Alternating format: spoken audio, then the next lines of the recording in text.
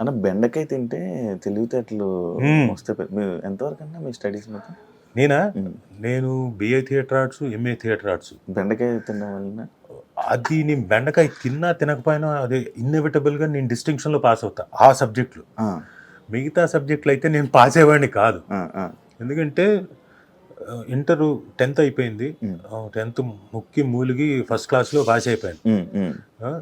తర్వాత ఇంటర్మీడియట్ అది నేను తీసుకున్నదే సిఈసి గ్రూప్. అమ్మో, అది కూడా నేను వేస్టే, నాకేమి కుదరదు. ఎటువైపు నుంచి చూసినా నా వల్ల కాదు.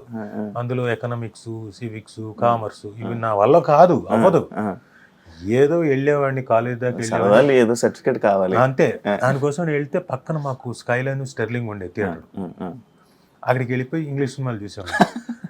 క్లాస్లోకి వెళ్ళేవాడిని కాదు. మధ్యలో మాత్రం అప్పుడప్పుడు అటెండెన్స్ ఉండాలి కాబట్టి అలా వెళ్ళి వచ్చేవాడిని. సో మొత్తానికి ముక్కి మూలిగి 2nd క్లాస్లో పాస్ అయ్యాను. నా కోసమే అన్నట్టుగా తెలుగు యూనివర్సిటీలో first time BA theatre arts అనే కోర్స్ పెట్టారు.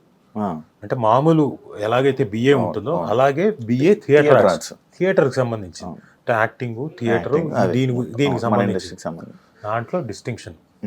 నాకు తెలిసిన సబ్జెక్ట్ కదా, నేను చిన్నప్పటి నుంచి అందులో కోరుకున్నది పుట్టి పెరిగింది. నేను అలవోకగా ఆడుకుంటూ తిరిగింది. సో కాబట్టి అందులో డిస్టింక్షన్లో, పైగా నాకు స్కాలర్షిప్. ఆ 3 ఏళ్ళు బిఏ అయిపోయింది. ఆ తర్వాత మళ్ళీ ఎంఏ థియేటర్ ఆర్ట్స్ జాయిన్ అయ్యాను, అది కూడా నాకు డిస్టింక్షను.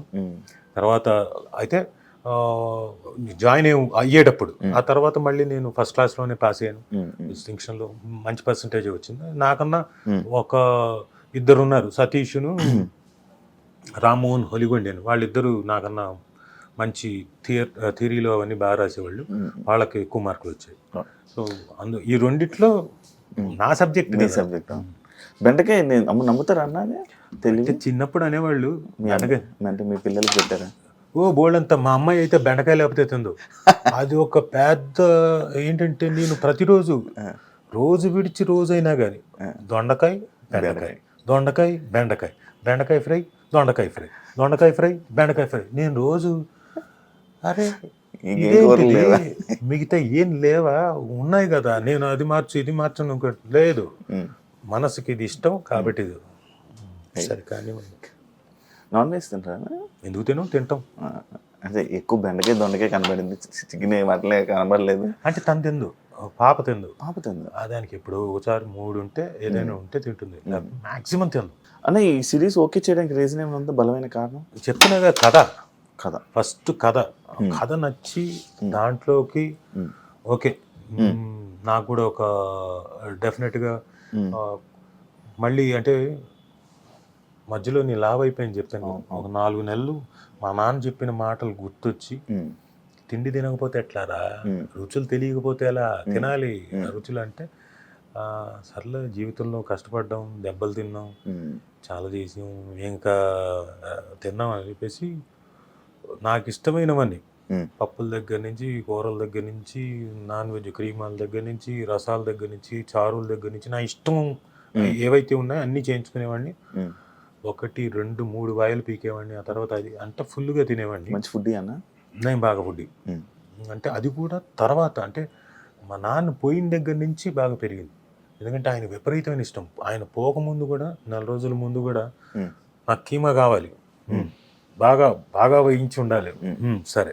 నాకు మిరియాల రసం కావాలి, ఓకే.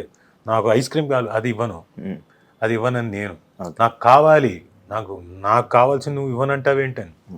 నాన్న తినకూడదు, షుగర్ ఉంది నీకు, ఏం పర్లేదు, నాకు కొంచెమే తింటాను. సరే అని వీళ్ళకి పని వాళ్ళకి చెప్పి కొంచెం ఇవ్వండి అని చెప్పి ఆయన ఫుడ్. ఆయన పోయిన తర్వాత ఏమనిపించిందంటే, అప్పుడు చెప్పేవాడు, ఒరే అంతా కష్టపడి చేసేది చివరాఖరికి వచ్చి రుచికరమైన ఫుడ్ తినడానికి, అది ఎంజాయ్ చేయడానికి నీ లైఫ్ నువ్వు పరిగెడుతున్నావు. ఆల్రెడీ పొద్దుటి నుంచి సాయంత్రం వరకు నువ్వు పరిగెడతావు. రాత్రి వరకు నీ ప్రొఫెషన్లో పొద్దున వెళ్తే రాత్రి అవుతుందో మరుసటి రోజు అవుతుందో తెలియదు. పరిగెడుతున్నావు, కష్టపడుతున్నావు, వెరీ గుడ్. చెయ్యి, కష్టపడాలి. మనిషి అన్న ప్రతి వాడు కష్టపడాల్సిందే. ఎవడి ప్రొఫెషన్లో వాడు కష్టపడాల్సిందే.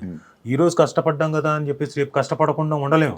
పొద్దున మళ్ళీ తెల్లారిందా మళ్ళీ కష్టపడమే, వెళ్ళాలి, మళ్ళీ వెళ్ళి నీ పని నువ్వు చూసుకోవాలి. అయితే ఈ మధ్యలో మాత్రం నువ్వు తింటావు చూడు, అది కొంచెం ఎంజాయ్ చేసి తినడం నేర్చుకోరా, Hmm. అవి మన రుచులురా, Hmm. దాన్ని మనం ఎంజాయ్ చేయకపోతే ఇంకెందుకురా, చిన్న చిన్నవేరా మనం ఎంజాయ్ చేసేది, ఫుడ్ ఇలాంటివే, ఓ పెద్ద పెద్దవి కాదు. సో ముందు ఆ చిన్న చిన్న ఎంజాయ్మెంట్స్ తెలుసుకో.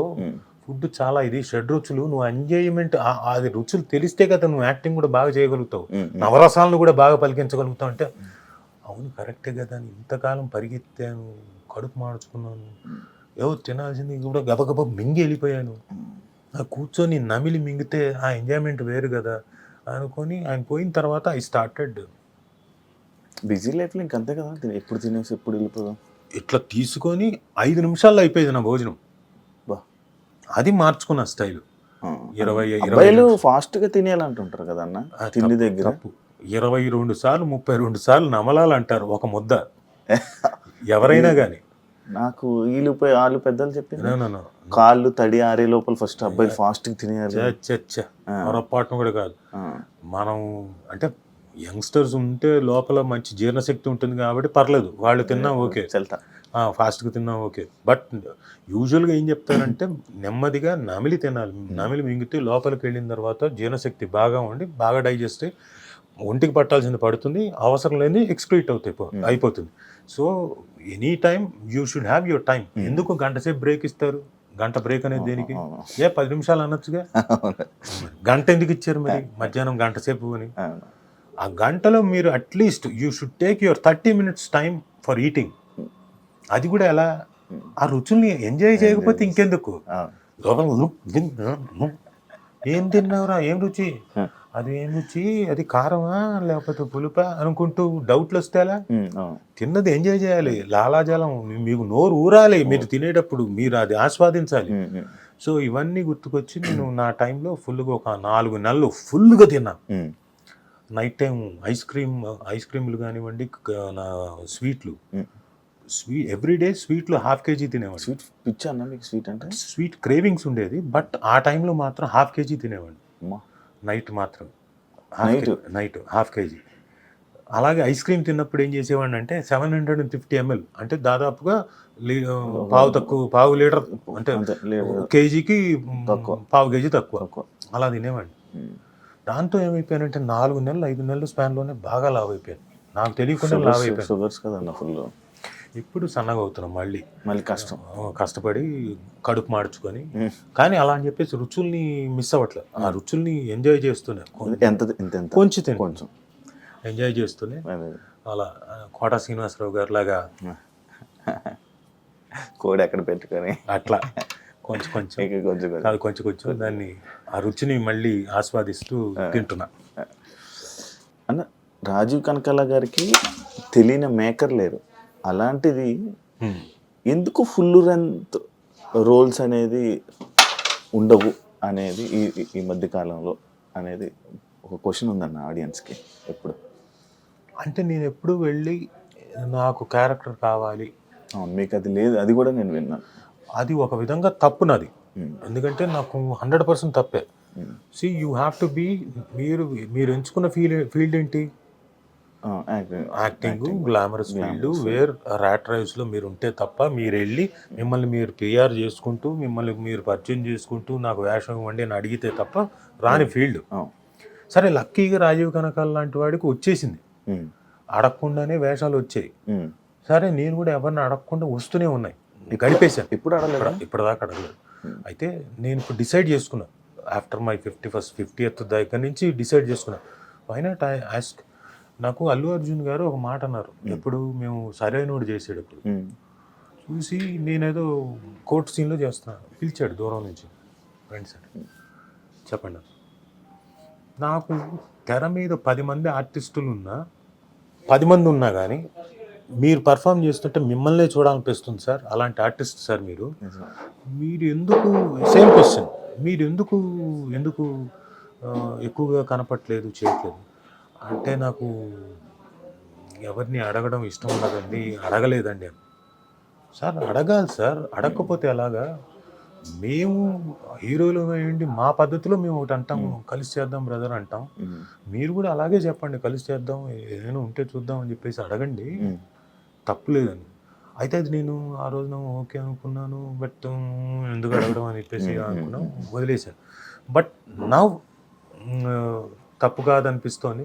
నన్ను డెఫినెట్గా ఐ విల్ అప్రోచ్ పీపుల్, ఏదైనా ఉంటే చేద్దామని చెప్పడానికి. ఎందుకంటే నేను కూడా ఫిట్గా ఉండాలి కదా, అందుకని సన్నగా అయ్యాను, ఇంకా సన్నగా అవ్వాలి. ఇంకొక 2 months తర్వాత దెన్ ఐ విల్ అప్రోచ్. అని మీరు ఒకవేళ అడిగితే ఆపర్చునిటీస్ ఎవరైనా అడగాలని అనుకుంటే హీరోస్ని అడుగుతారా, డైరెక్టర్ని అడుగుతారా? హీరోల్ని అడగను, అడగరా? హీరోల్ని అడగను.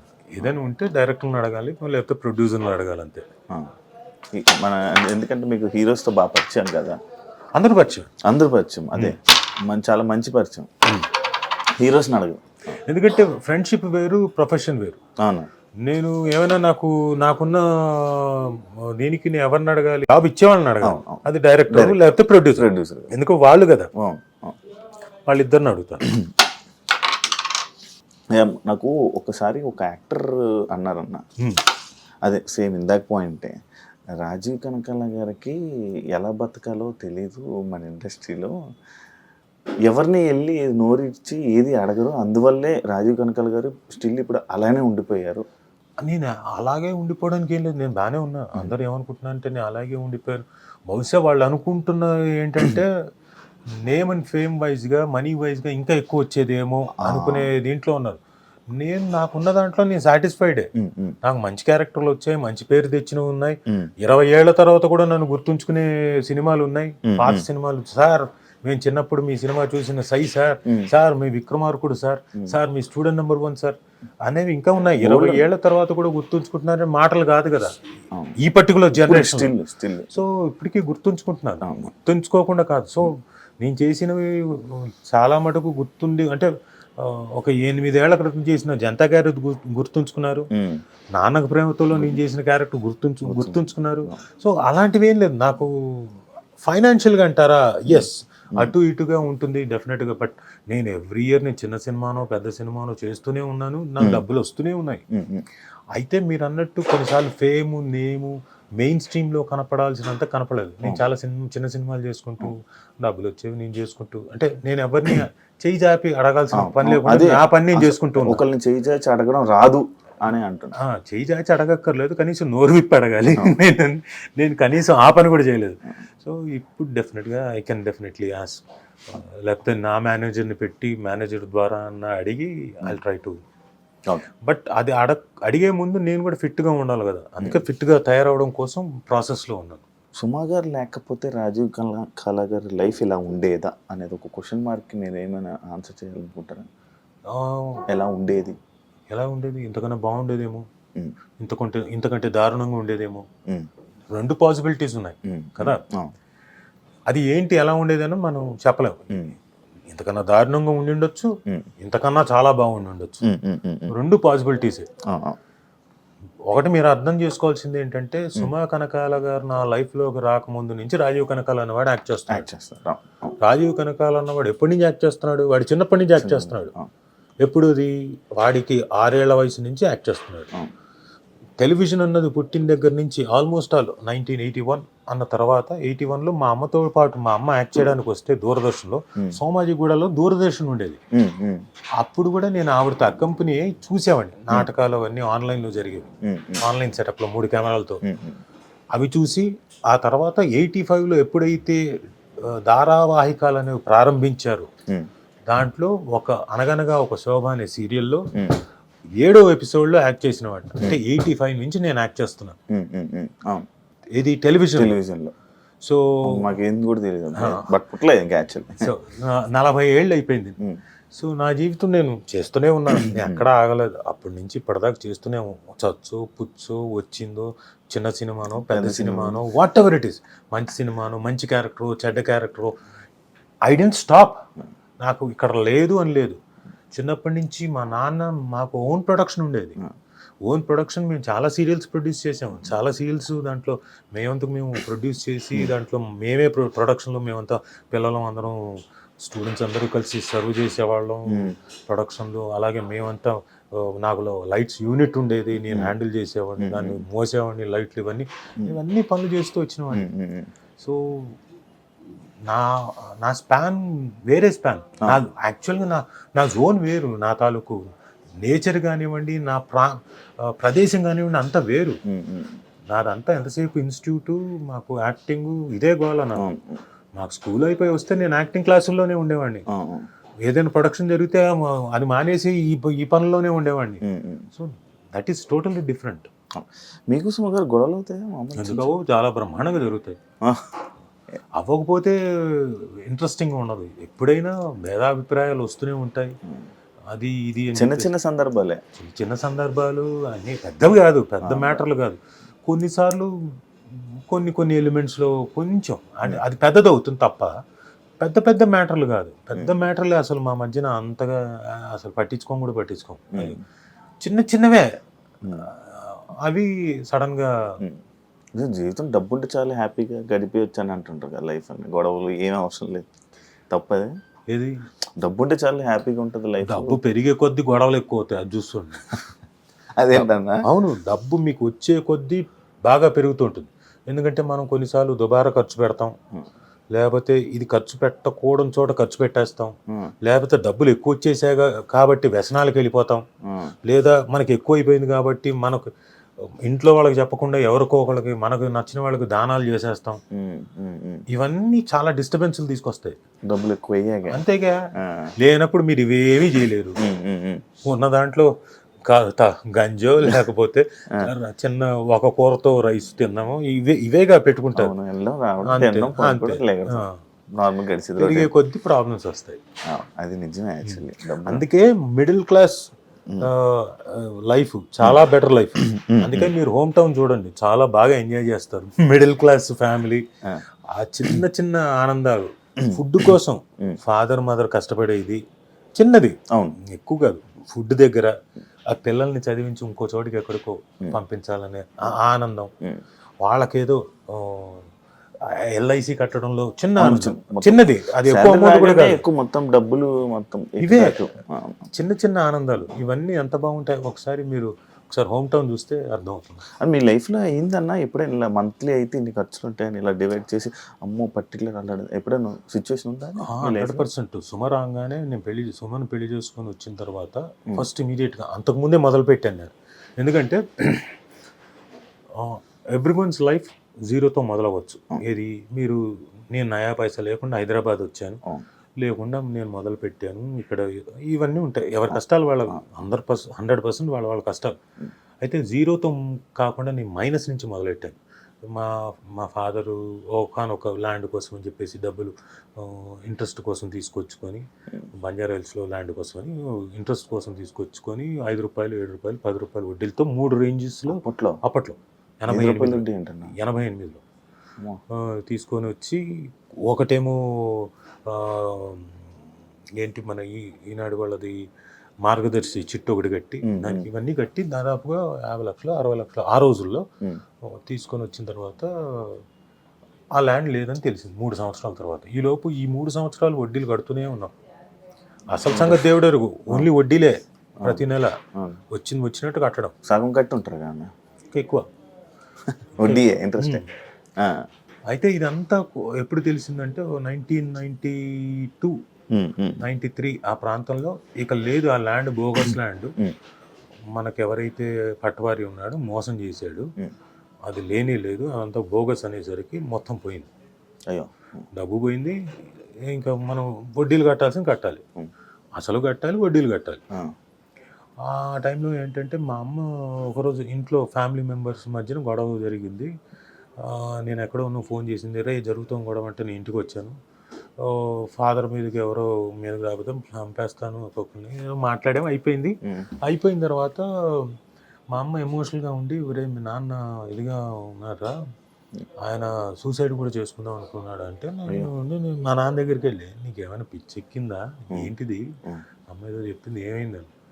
ఏం లేదురా, భలే వాడివే, సంపాదిస్తాం, నేను ఉన్నాను కదా, పదా ఏముంది, ఇక్కడి నుంచి మొదలు పెడతాం, వస్తుంది గోల్డ్ అంత వస్తుంది, నేను సంపాదిస్తానని చెప్పేసి అప్పుడు వేసుకున్న లెక్కలు ఏమేమి ఉన్నాయి చెప్పని మొత్తం వేసుకొని, ఫలానా వడ్డీలు ఎంత కట్టాలి నెలకి, ఇప్పుడు ఇంటి రెంట్ ఎంత కట్టాలి, ఇంట్లో ఎంత ఇది చేయాలి, ఇన్స్టిట్యూట్ నుంచి ఎంత వస్తుంది, ఇవన్నీ లెక్కలు వేసుకొని మొదలు.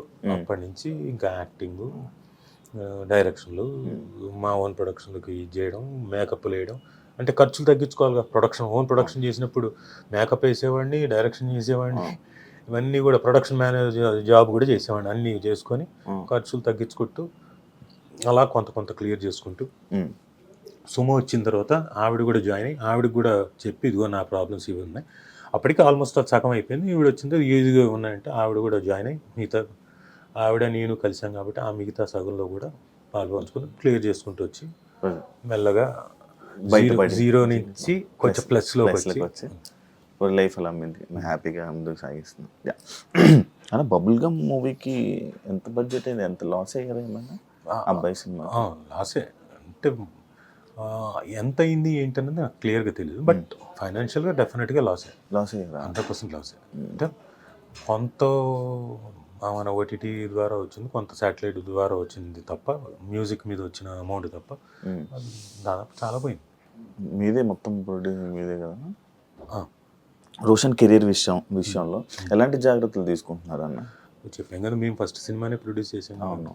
సో బ్యానర్ వేరే, అంటే మా అత్తగారి పేరు మీద పెట్టిన వి టుక్ ఎవ్రీ కేర్. లక్కీగా ఆ cinema though it failed subject వైజ్గా ఏవో కొన్ని చిన్న లోటుపాట్లు ఉన్నా రోషన్కి చాలా మంచి పేరు వచ్చింది. పర్ఫార్మ్ బాగా చేశాడు. ఫస్ట్ సినిమా పాటల విషయంలో కూడా మన మంచిగా స్టేజ్ మీద మాట్లాడేది. ఫస్ట్ సినిమా లాగా చేయలేదు, బాగా పర్ఫామ్ చేశాడు, ఈ పేరు సంపాదించున్నాడు. ఆ సినిమా తర్వాత రోషన్కి దాదాపు 70 నుంచి 80 కథలు విన్నాడు. 1 year అన్ని స్టోరీస్ విన్నాడు. వచ్చాయి. నాకు వినడం సంగతి దేవుడు ఎరుగు, వచ్చాయి అంటున్నాం. అదే అంటే వాళ్ళు ఓకే కుర్రాడు కొంచెం ప్రాస్పెక్టివ్ అనుకుంటేనే కదా వస్తారు ఎవరైనా చెప్పడానికి. అలా వచ్చి పాపం కథలు చెప్పారు. సో ఈ సందర్భంగా వచ్చి కథలు చెప్పిన ప్రతి ఒక్క డైరెక్టర్కి, రైటర్కి చాలా చాలా థ్యాంక్స్. అంటే వాళ్ళకి అనిపించి వచ్చి రోషన్కి కథలు చెప్పి డెఫినెట్గా మీ అందరి కథలు మెటీరియలైజ్ అవ్వాలని నేను మనస్ఫూర్తి కోరుకుంటున్నా. ఐ డ్రీమ్ సాక్షిగా నాకు అది ఆనందం అనిపించింది. So Roshan was successful. తర్వాత ఇప్పుడు వాడు హీస్ బీన్ సెలెక్టివ్ కొన్ని, ఎందుకంటే అంతకుముందు జరిగినట్టు జరగకూడదన్న ఉద్దేశంతో హీస్ సెలెక్టివ్. ఇంకా మిగతాది ఇంకా తను కూడా తన బాడీని, మిగతా హార్స్ రైడింగ్లు ఇవన్నీ కూడా కాన్స్టెంట్గా నేర్చుకుంటున్నాడు. మనోడికి ఇష్టమా అన్న సినిమాలు? విపరీతం. నేనేం ఫోర్స్ చేయలేదు, నాకన్నా విపరీతం వాడికే ఇష్టం సినిమా. వాడు లీస్టాస్బర్గ్కి వెళ్ళి నేర్చుకున్నాడు యాక్టింగ్, అమెరికా వెళ్ళక ముందు వాళ్ళ తాత దగ్గర నేర్చుకున్నాడు. ఒక 2 months 1.5 month 2 months అది కరెక్ట్ గుర్తులేదు. సో అదొకటి.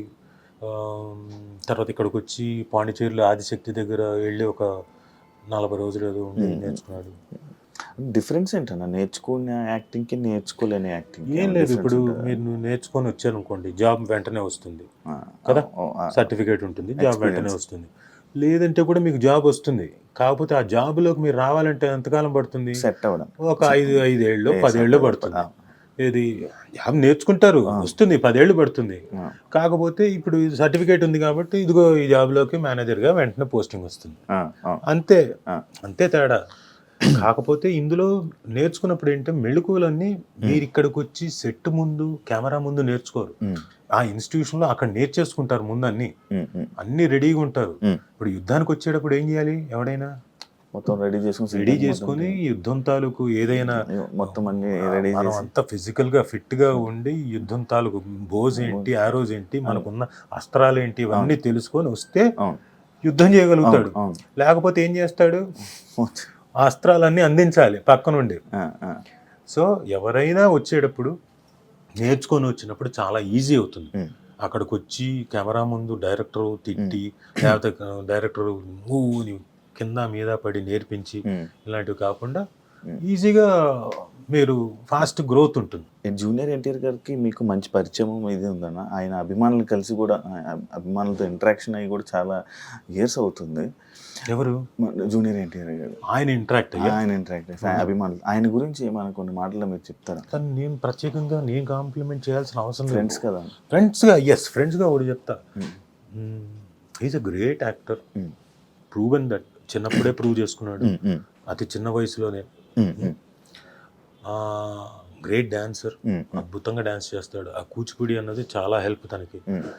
ఏమేం ప్రాక్టీస్ చేయడు, ఏం చేయడు, అలా వచ్చి గబగబా చూసి అనుకుని గబగబా చేసేసి టేక్ అంటాడు, చేసేసి వెళ్ళిపోతాడు. సో ఫైట్లు కూడా ఇప్పుడు ఇవి చేయగలిగిన అవి తెలుసు కాబట్టి చేస్తాడు డ్యాన్స్. ఫైట్లు తెలియదు కదా, కానీ ఫైట్లు కూడా ఫైట్ మాస్టర్ చేసేటప్పుడు అవన్నీ చూసి వాళ్ళు చెప్పింది గ్రహించి వెంటనే, అదేం ప్రాక్టీస్ చేయలేదు తను, అప్పటికప్పుడు ప్రాక్టీస్ చేసుకొని ఆ విగరు, ఇంకోటి ఆ స్ట్రెచ్లు కానివ్వండి, ఆ ఫాల్స్ కానీ అక్కడికక్కడ నేర్చుకొని చాలా అద్భుతంగా చేస్తాడు. తీసుకునే శక్తి ఎక్కువ, బాగా గ్రహించే శక్తి ఎక్కువ. మీరు ఎలాంటి వాడు అంటే, ఇప్పుడు దుర్యోధనుడు కనుక మనకు ఎదురుగా ఉన్నాడు అనుకోండి, మిమ్మల్ని కౌగిలించుకుంటే మొత్తం లాక్కుంటాడంట కదా మీలోంచి శక్తి. అలా మీరు గనక ఉన్నారంటే మీలోంచి మొత్తం శక్తి లాక్కుంటాడు. మీలో ఉన్న విద్య అంతా అని లాగుతాడు. మమ్మీలో అన్నాళ్ళు వసులు లాగా అని పిలుస్తాడు. సో చాలా ఏకసంతాగ్రహి, ప్లస్ చూస్తాడు ఎవరు ఏం చేస్తున్నారు ఏంటి, అబ్జర్వేషన్ ఎక్కువ.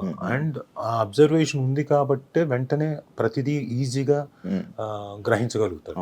మీ ఇద్దరికి ఏమైనా గ్యాప్ వచ్చిందండి? గ్యాప్ ఏం లేదు, మా ఇద్దరు గ్యాప్ ఏంటి, గ్యాప్ అనుకుంటారు జనం. అనుకుంటున్నారు అంటే సి పెళ్ళైన తర్వాత కూడా నేను పక్కనే ఉండాలి, నైట్ 12 గంటల వరకు ఉండాలంటే సాధ్యమా? ఒకప్పుడు మేమంటే తనకు పెళ్లి కాలేదు కాబట్టి ఫ్రెండ్స్ అందరం కూడా దాదాపుగా పని లేనప్పుడు, తనకు షూటింగ్ లేనప్పుడు వాళ్ళ ఇంటి దగ్గర అందరం కూర్చొని సరదాగా బిర్యానీలు తను వండింది తిని మాట్లాడుకోవడం, జోకులు వేసుకోవడం, పాటలు పాడుకోవడం. తన పాటలు అద్భుతంగా పాడతాడు, అలా అలవోక పాడతాడు. ఏ పాట అయినా సరే మొత్తం లిరిక్స్ గుర్తుంటాయి. ఇప్పుడు మనకు ఒక పాట గుర్తుందంటే ఓకే, ఇలా ఏదైనా వస్తుంటే అది పాడుతుంటాడు లిరిక్. ట్రిబుల్-ఆర్ సినిమా టైంలో మన కీరవాణి గారు కూడా చెప్పడం జరిగింది. ఆ జుమ్ముకు అదంటది కదా, ఒక పాయింట్ మీద చెప్పి ఆ లైన్ గురించి చెప్తాను, నాకు ఈ పాయింట్ ఇలా నచ్చదని కూడా అంత పాయింట్ టు పాయింట్ చెప్తూ ఉంటారు సాంగ్స్ మీద. ఎవ్రీ లైన్ కూడా ఆయన వింటారు. హోమ్ టౌన్ గురించి ఏం చెప్తారన్న, ఎందుకు చూడాలి అని అంటే, ముందు హోమ్ టౌన్ అనేది హృదయంగా ఉంటుంది. ప్రతి వాళ్ళు వాళ్ళ జీవితానికి వాళ్ళ హోమ్ టౌన్కి కనెక్ట్ అయిపోతారు. మనం ఎక్కడి నుంచో వచ్చి సిటీలో బతుకుతున్నాం. ఇది మన లైఫ్ ఇందాక చెప్పినట్టు పరిగెడుతున్నాము, నిద్రలు పోవట్లేదు, కష్టపడుతున్నాము అన్ని రకాలుగా. పండగలు వచ్చినప్పుడు, ఇంకోటి వచ్చినప్పుడు మనం మళ్ళీ మన ఊళ్ళకి వెళ్తున్నాం. ఆ ఒక్క 1 day 2 days మనం ఉండి వచ్చేస్తున్నాం. బట్ హోమ్ టౌన్ చూసిన తర్వాత ఏం చేస్తారంటే, అట్లీస్ట్ మనం సంవత్సరానికి 3 సార్లన్నా వెళ్ళి ఒక్కొక్క 3 రోజులు 4 రోజులైనా ఉండి మన హోమ్ టౌన్తో కనెక్ట్ అవుదాం, మనం అక్కడ గడిపోద్దాం అని ఫీల్ అవుతారు. ఎందుకంటే మన జ్ఞాపకాలు చాలా ఉండుంటాయి అక్కడ, చిన్ననాటి జ్ఞాపకాలు, ఫాదర్ మదర్ జ్ఞాపకాలు. ఇప్పుడు నాకు యానం పెద్ద కనెక్ట్ కాదు, నేను పుట్టి పెరగలేదు అక్కడ. కాకపోతే నేను ఎందుకు రీకనెక్ట్ అవ్వాలనుకుంటున్నా అంటే యానంకి, యానం ప్రజలందరికీ చెప్తున్నాను, ప్రజలందరికీ అక్కడ ఉన్న బంధుమిత్రులందరికీ చెప్తున్నాను, మళ్ళీ నేను వచ్చి అంటే వాళ్ళంతకు వాళ్ళు పాపం నన్ను పరిచయం చేసుకున్నారు కూడా. ఏదో పెళ్ళికి వెళ్తే, బాబు నేను మీ నాన్నగారి ఫ్రెండ్ ఫలానా ఇది అది, నాకు ఎంత ఆనందం అనిపించింది. అంటే వాళ్ళంతకు వాళ్ళు వచ్చి వాళ్ళకి ఉండొచ్చు కదా ఈగో, ఆడో కరోనా కొడుకు ఇప్పుడు వచ్చాడు, వాళ్ళ నాన్నగారు లేదు, ఇంతకాలం ఎప్పుడు రాలేదు అనుకోవచ్చు కదా. అలా అనుకోకుండా వాళ్ళు వచ్చి పరిచయం చేసుకుంటున్నారు, మేము ఫలానా అని. గొప్పగా అనిపించింది. సో నేను వెళ్ళి మళ్ళీ ఇక్కడ నా బంధువులతోటి, ప్లస్ అక్కడ ఉన్న ఊరి జనాల్లో చాలామంది మా నాన్న ఫ్రెండ్స్ తోటి, వాళ్ళందరితో వచ్చి కనెక్ట్ అవ్వాలనుకుంటున్నా. ఇప్పుడు 2 సంవత్సరాలకు 3 సంవత్సరాలకు వెళ్తున్నా ఊరికి. ఏదైనా ఫంక్షన్ ఉంటే, ఇప్పుడు నవమి ఉంది, శ్రీరామనవమి ఉన్నప్పుడు వెళ్ళా, ఆ తర్వాత వెళ్ళలేదు.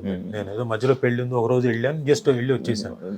సో ఇప్పుడు అలా కాదు, సంవత్సరానికి 2 సార్లు అన్నా, సంక్రాంతికి ఒక పండగ టైం ఒక 3 రోజులన్నా స్పెండ్ చేస్తే వీళ్ళందరితో స్పెండ్ చేయడానికి నాకు ఆపర్చునిటీ వస్తుంది. సో అందుకని అలా అనుకుంటున్నా. అది నాకు ఈ హోమ్ టౌన్ చేయడం ద్వారా బాగా ఎక్కువ ఫీల్ అవుతుంది. గుర్తు ఈ కనెక్షన్ ఏమవుతుందంటే, రేపు పొద్దున నా పిల్లలకి, రోషన్కి కానీ మనస్వినికి కానీ, అది నేను వాళ్ళకి కనెక్ట్ చేయగలుగుతాను. లేకపోతే నేనే వెళ్ళకపోతే వాళ్ళకేం కనెక్ట్ చేస్తాను. మీ ఫ్రెండ్స్ సర్కిల్ ఎక్కువ? ఒకప్పుడు బాగుండేది, నాకు మామూలుగానే తక్కువ. అంటే నాకు వెరీ లిమిటెడ్, చాలా సెలెక్టివ్ ఫ్రెండ్స్. ఎక్కువనే friends circle. Thank you so much అన్న, ఇంటర్వ్యూ ఇచ్చినందుకు. మంచి సక్సెస్ అవ్వాలని సిరీస్, మంచి జనాల్లోకి వెళ్ళి మంచి నేమ్ వచ్చి ఇంకా ఎక్కువ సిరీస్తో మళ్ళీ తెలుగు ఆడియన్స్ మంచిగా ఎంటర్టైన్ చేయాలని మనస్ఫూర్తిగా కోరుకుంటున్నాను. థ్యాంక్ యూ సో మచ్ అన్న. ఏం కలకలేదే? ఏమన్నా ఏదో కాంట్రవర్షియల్ క్వశ్చన్తో మీరు మొదలెడతారు కదా, అదే ఇంకా రాలేదు ఏంటని. లేదన్నా, అలాంటివి అనుకోలేదు నా మీద. అన్న లేదన్నా. మొన్న కూడా సుమ గారిని ఇంటర్వ్యూ చేద్దామంటే నీ ఇంటర్వ్యూకి వస్తానని నువ్వు ఎలా అనుకుంటున్నావు శివ? లైక్ కాంట్రవర్సీ అంటే ఏమైపోతుందంటే ఇంటర్వ్యూ ఇవ్వడానికి ఎవరైనా సరే ఈ మధ్యకాలంలో ఆర్టిస్టులు కానీ ఎవరో ఒకళ్ళు సడన్గా ఫేమస్ కావాలనుకున్న వాళ్ళు డెఫినెట్గా వచ్చేస్తారు. కాంట్రవర్షియల్ ఉన్నా ఏదైనా కష్టపడి పేరు సంపాదించుకున్న వాళ్ళకి కాంట్రవర్సీలోకి దిగిపోయారంటే పేరు పోద్దు అంతే కదా. ఎక్కడికి ఏ క్వశ్చన్ వస్తుందో ఏమవుతుందో ఇంత కష్టపడింది రేపు పొద్దున్న ఎవరి మీద రిఫ్లెక్ట్ అవుతుందో. నేను ఒక్కనే కాదు, నా ఫ్యామిలీ కూడా ఉంది, నా ఇట్లా ఇన్ని రకాలుగా ఉన్నాయి కాబట్టి ఇబ్బందులు పడతారు అంతే. అందరూ అనుకుంటారు కదా అలా కాదని.